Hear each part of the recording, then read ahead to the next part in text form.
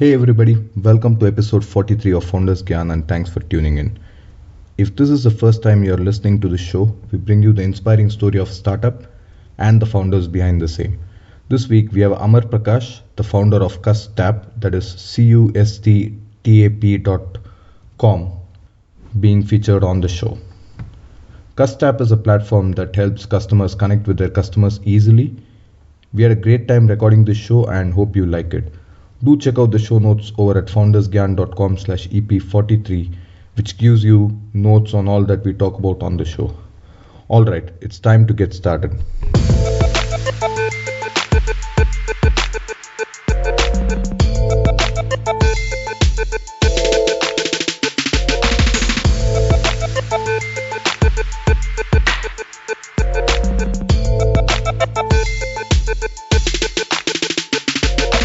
Amar, welcome to the show. I'm super excited to meet you and be chatting with you today.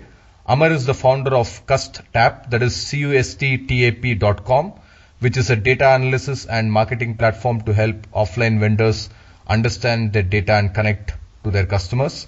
This is available as a SaaS offering, so it simplifies the work for vendors.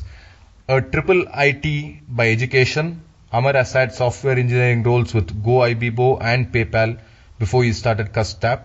Amar, great to meet you and thanks a lot for taking time out of your busy schedule to share your knowledge, wisdom and time with our listeners. Thank you for agreeing to be on the show. Thank you, Ram. So Amar, let's talk a little bit about your journey.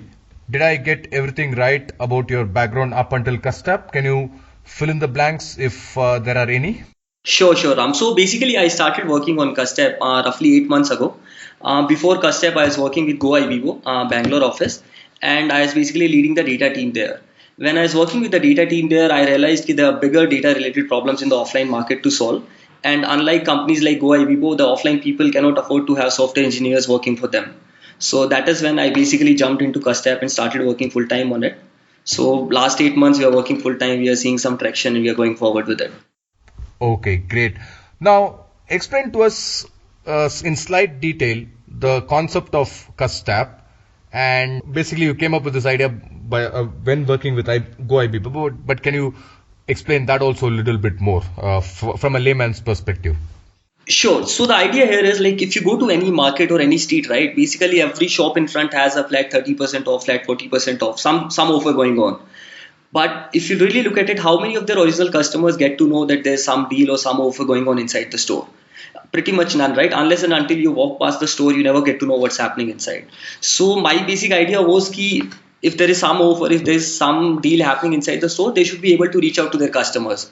So if you look at companies like Flipkart, if you look at companies like Amazon, right? If there's any deal, any offer, they reach you through email, they reach you through push notification, they reach you through newspaper. So our idea was that we'll enable these smaller vendors to reach out to their customers in a data-driven way. So for example, if they are having a sale and they want their last people who have visited the store in last 3 months to reach out, they can easily send an email, they can easily send an SMS, that we are having a sale, why don't you come? Or similarly, if they are having a, let's say, some new store opening, or if they want to basically ask their customers who do not come to their store to come again, ki, sorry, we made a mistake. So any kind of communication, basically, if they want to use a platform, they can use it in a very simple and a very intuitive way. Okay, great. And also, can you talk a little bit more about the origin? I know you touched upon it briefly. You said while working at GoIbibo, you realized that there was a disconnect and these shops can't really hire software engineers to build something like this. But how did you kind of come up with the idea that why don't I build something like this? Sure. So I was basically directly working with the marketing team in Ibibo, and they used to send out a lot of campaigns to customers, and those campaigns basically were pretty much brute force. Like if they are sending a mail to everyone, the hotel guy is also getting the same mail, the flight guy is getting the same mail, the bus guy is getting the same mail. So there's no intelligence going around there. So I was closely working with the marketing team. I built a software there using some of the big data technologies. They can segment on their customers. Okay, we want to send to people who have done a flight booking of a business class booking, or we want to send a mail to people who have booked a 5-star hotel. So this is the kind of software I built in GoIbibo. And that is when I started realizing, okay, what if we start doing this for the offline market? What if people in the offline market can segment their data like this? What if they start reaching out to people like this? I started some research around this key, what are the companies there which does things like this. So when it comes to email and all, there are companies like Mailchimp, there are companies like Mental which do this to a certain extent, but again those are things which are built for a marketing person, for a tech person. If there's someone non-tech user, they're pretty difficult to use. Again, if we talk about SMS and other things, things are even worse. Mailchimp is still a technology company, but most of the SMS companies in terms of tech and UI, they're pretty much still like generation 1.0. So that is where we realized, okay, we need to solve this problem in the offline markets. Online markets, again, they can afford to hire engineers like me, they can afford to hire other engineers and can build out their own platform. But offline, basically, they don't have the capability to build systems like these. Okay, excellent. Now, for our budding founders listening out there, can you tell us how we can also come up with a good idea? See, there's no specific way of coming up with an idea or something. I think the best thing to do is keep your eyes and ears open, right? Wherever you're working, whatever domain you're working, if you have your ears open, you will basically figure out problems in that particular domain. And if you feel there's some problem, if there's some pain point, just go research into it, just figure out, okay, how can I solve this problem? What are the ways to solve this problem? Are there any other companies doing this? And I think once you do this exercise for 15-20 days, you'll be very clear, okay, whether I should pursue this problem or not. Okay, great. Now, let's talk about ideation to creation. Now, we all know that ideas are dime a dozen and we can come up with tons of ideas, but turning it into a reality is what makes the difference. Can you explain to us what are some high-level steps we can take to turn our idea into a reality? You could take the example of CustTap itself and maybe walk us through the steps, or you could just give us some general steps also on how we can turn our idea into a reality. Sure. So I think the first thing, Ram, is key. Whenever you have an idea, right, you need to basically research, like before writing any code, before writing anything, right? You need to first research, are there companies doing something similar? If there are companies doing something similar, okay, what are the pain points they're still pending in the market? If there are companies not doing it, why are they not doing it? Is it feasible as a business model, or there's some other problems around it? So first basically figure out, okay, what are the real pain points? Once you have figured them out, you should go out and talk to your target customers. Like just ask them, okay, are these the problems you'd like to get solved? If you provide you a solution like this, would you be interested in something like this? So I think first 1 month should be around getting yourself satisfied about the idea you are basically going to pursue. If you are very satisfied about this, I think then the next stage is about getting started with the idea. Like when it comes to CustTap, I was basically a backend developer. So I had to build CustTap from scratch. I had no idea about front end. So what I did was I started basically learning all the front end technologies. Side by side, I started looking for a co-founder to help me with this. Unfortunately, I'm the single founder of this company and things didn't go well. So I started working on the front end side by side. I hired one intern with me. So basically, once we were satisfied with the idea, we started building an MVP. I think couple of months side by side with my job in GoIBGO, we started building the MVP out. And when we were basically very satisfied with the MVP, we showed it to a couple of customers, couple of beta customers started using it. I basically left my full-time job and started working on this. Then came the legal formalities and everything. We acquired a couple of customers. The thing was going well. We basically registered the company as a private limited company, started going out to some events. And right now we are at a stage where we have some paying customers. Our product is going well. We are basically adding more features day by day. Okay, excellent. Now, is there a daily or a morning ritual that you follow? Can you share it with myself and our listeners? It could be a personal one, like say working out in the morning or meditating, or a professional one, like maybe having a call first thing in the morning, looking at some stats. So I think what I do every day is, so we have some admin dashboards, pseudo dashboards basically, where we see, okay, what was the usage of CustTap yesterday? So what I do every day is basically I go in detail into everything. Okay, how are each of our customers using CustTap on a daily basis? So every single day, first thing I open Google Analytics. I see, okay, how many viewers came yesterday, what are the traffic sources people are coming from. The next thing I do is we have some internal dashboards. So I basically go into every dashboard, see activity of each and every customer. Okay, how did they use CustTap yesterday?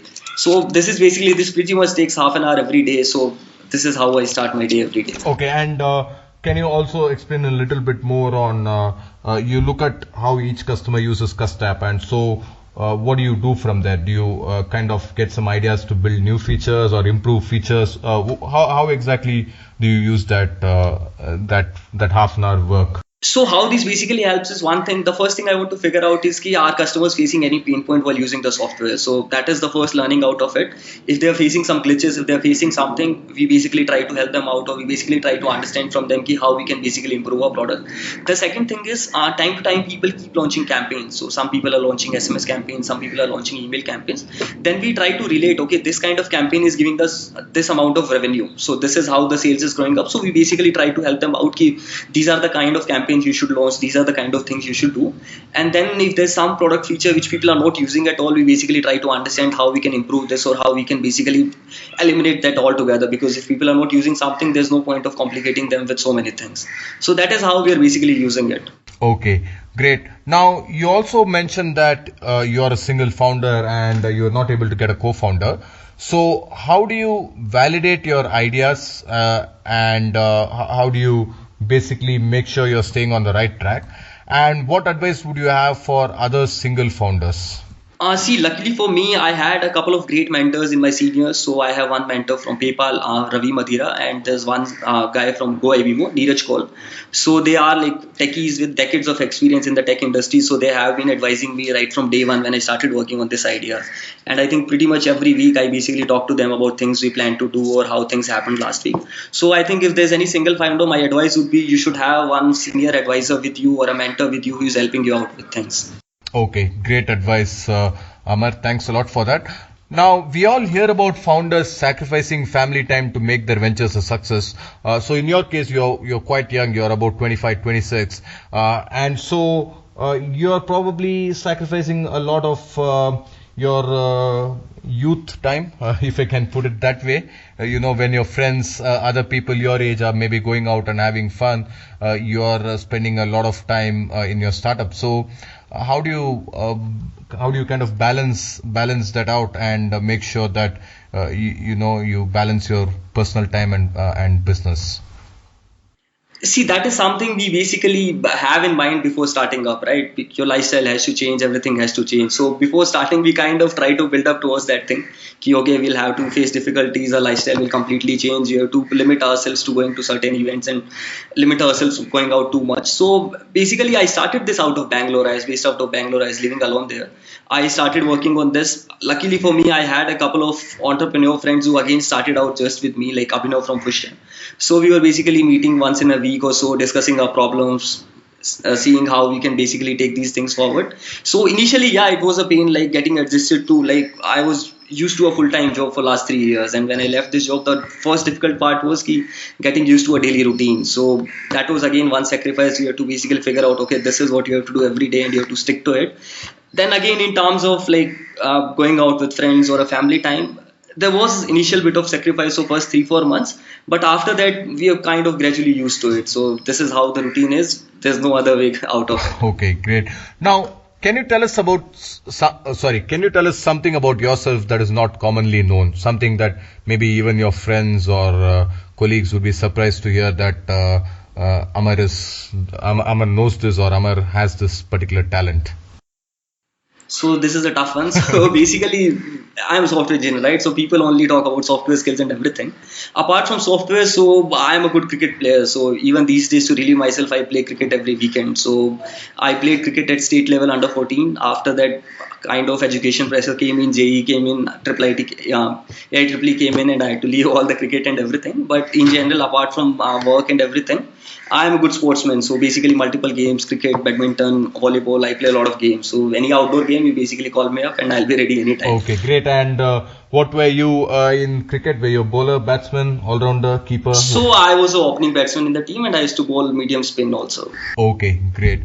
Now, what is the best advice somebody has given you, or alternatively best advice you have heard and kind of try to implement in your own life and business? So I think one advice I got from one of my mentors is when you are starting up, right, everything you plan will basically not work. Everything you plan won't work. So you basically need to have a B plan or a C plan which you can never think of, which you feel okay, this is something I might resort to. So I'll advise everyone if you are thinking things will go like this, people will fall into your idea and people will say, oh wow, what's an amazing idea this is. Things won't go the way you want them to be. So you should always resort to things okay, if this doesn't work out, I should try this, I should try it. So always have a B plan or a C plan. So that is something I would like to advice to other people. Luckily, this is one advice I got from my senior mentors, and eventually this is how it has shaped out in last 6 to 8 months. I before leaving the job, I was assuming okay, this is how the idea will go, this is how things will go, and I can say that nothing has gone the way I imagined. This is how things will be. Okay, excellent advice, Amar. I really like it. And always have a B plan or a C plan, I think is great advice. And I'm sure a lot of founders listening out there can relate to that. If you like the show, do follow us on Facebook and Twitter. The link is www.facebook.com/FoundersGyan and twitter.com/FoundersGyan. Both these provide you daily tips and articles as well as resources to help and inspire your startup. There are multiple tips per day. Some examples of these tips would be articles on the latest startups, growth hacking tips, how do you build team for startups, how to get funding, etc. So don't forget facebook.com/FoundersGyan and twitter.com/FoundersGyan. Now, we all know that startups come with a lot of pressure. So give us some tips on how we can handle pressure when things aren't going too well. Which happens. Which happens often, right? Which happens every day, basically. See, the best thing to do is you should basically be focused on your end goal, right? When I started the company, I had an end goal. Okay, this is what I want to achieve in 5 years, or this is what I want to achieve in 7 years. So if you're focused on your end goals, right, we'll easily be able to cover through all the ups and downs which are coming in your journey. The other thing is, a lot of people say that startups you need to work like 16 hours a day, 18 hours a day. I would say you should never do that. Because in the long run, if you're working on something for 5 to 7 years, you should balance it out. Like I generally work like 10 to 12 hours a day, not more than that. I try to watch a lot of cricket online. I try to play a lot of games offline. So I basically try to balance things out. And in general, if you're doing something 10 to 12 hours every day, you need to create a balance in your life. So I understand there's a lot of pressure, but you should not take those advices like work 18 hours a day, you should not sleep, you're a startup founder, you have to work every single time. I think you should balance it out. You should give it a balanced out approach. Okay, this is what I'm going to do now, this is what I'm going to do now. And I think things will fall into place.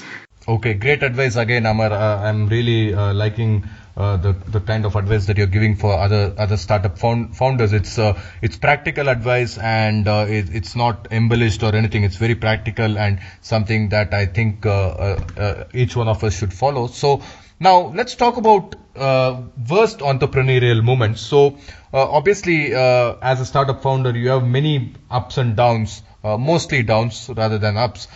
But can you pick out one worst entrepreneurial moment, and how did you manage to turn it around? Or doesn't matter, even if you didn't turn it around. More importantly, what was the lesson that you learned from that experience? So recently we were basically talking to a government organization about deploying a product in their system. So I think we spent like a month talking to them, setting up meetings, meeting them every single time. We had a series of 7-8 meetings. I met them. We basically improved our product after that. And eventually in the end, right, they basically did go ahead with our product because they said, you are too young a company to solve this problem for us. So this was something which was very disappointing for us because we spent a lot of time on that. We are basically hoping if we crack a government organization like this, it will help us in the long run. But what we eventually realized is that when you work with most of the government organizations, right, they don't basically focus on the quality of technology they are getting from you. For them, it's just for the sake of the things they want to deploy technology.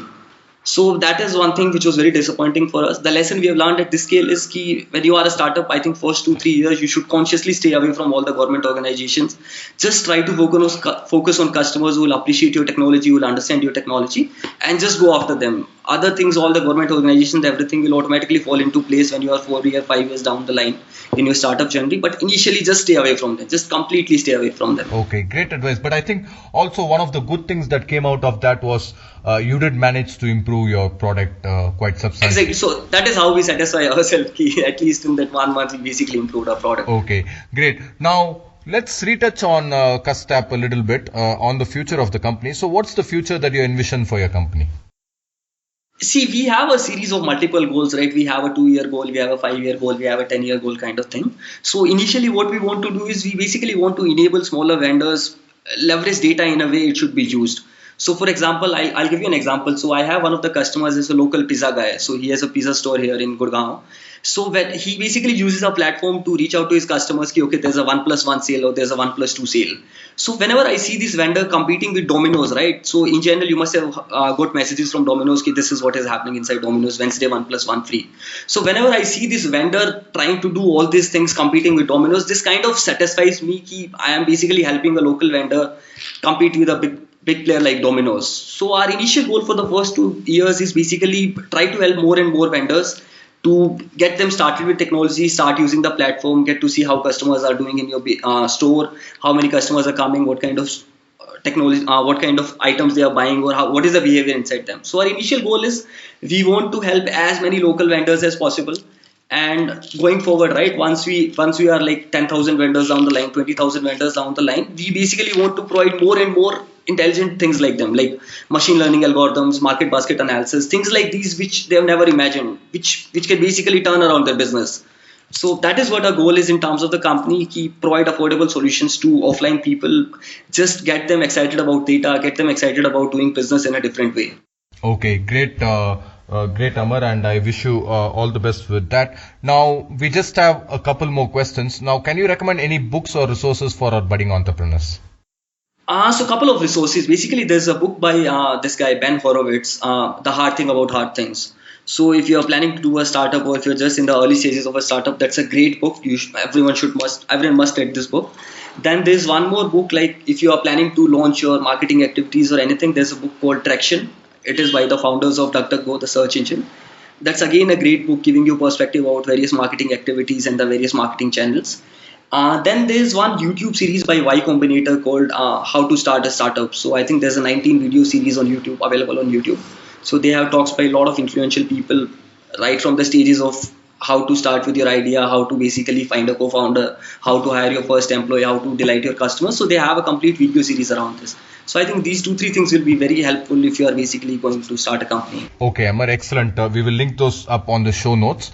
Now, CustTap is about 8 months old, but if you were to start this venture today, would you do anything different?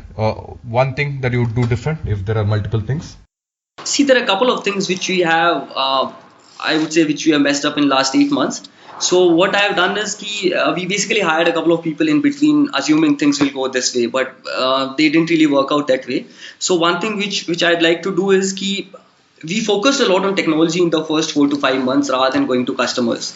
So if I have to start it again, what I'll do is I'll build out just an MVP or a smaller version of the product, make it live, get customers using that product, and then go about building more features around it. So that is something, if given a chance, I would do differently. But again, you cannot basically connect the dots right forward. So ultimately, the dots can only be connected backwards. Okay, great, Amar. Thanks for sharing that. I just have one final question, but before we move on to that, how can our listeners get in touch with you personally? Obviously, they always have CustTap.com for their professional needs, but personally, are you active on Facebook, LinkedIn, Twitter? Do you have a blog? What's the best way to reach out to you? So I think the best way is reaching via email only. I'm very quick to replying to emails and everything. I'm active on Facebook and Twitter, but not that active as email. So I think if anyone wants to reach out about anything, they can reach out to me on amar@custtap.com. Generally, you will receive a reply within half an hour or something. So okay, great. I try to be very active in email. Yeah. Okay, great. We'll link that up on the show notes. So I just have one final question, but before we move on to that, I just want to take the time to acknowledge and thank you for sharing your knowledge to myself and our listeners. I'm also very grateful for the value you are adding into the world by means of your startup, and especially it's very inspiring to see that your software is being used by these local retail and mom and pop stores, and they are competing with the big players who can afford technology. These people can't afford technology. Or spend a lot of money on technology. So I think it's a great value add you're adding into the world, and so I wish you continued success. Thank you, Ram. So with that, we'll move on to the final question. If there is one Gyan, only one Gyan that you could give our would-be founders, what would that be? See, this is something which a lot of people will say don't follow this, but what I would like to say is don't focus too much on attending events, talking to VCs and like talking to angel investors.